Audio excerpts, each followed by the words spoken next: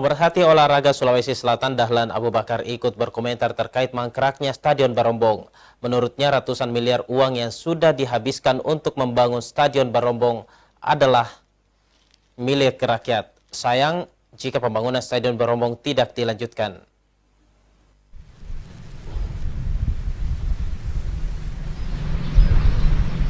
Impian masyarakat Sulawesi Selatan untuk memiliki stadion bertaraf internasional hingga kini masih sebatas mimpi.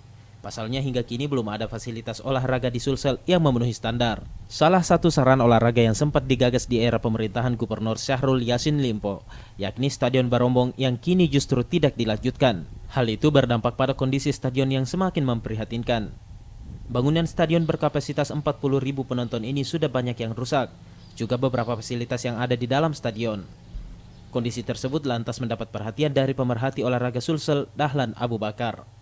Menurutnya, ratusan miliar uang yang sudah dihabiskan untuk membangun Stadion Barombong adalah milik rakyat.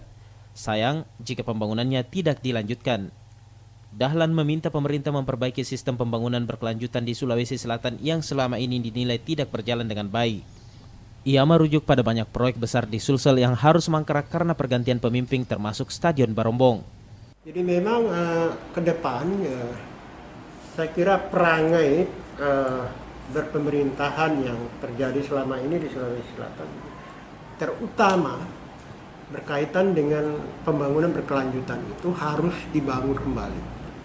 Kasihan infrastruktur yang sudah dibangun oleh pemimpin sebelumnya kemudian tidak dilanjutkan.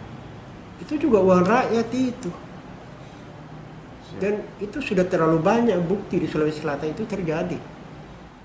Dahlan menambahkan, Pemprov Sulsel harusnya serius membangun fasilitas olahraga di Sulawesi Selatan, khususnya stadion.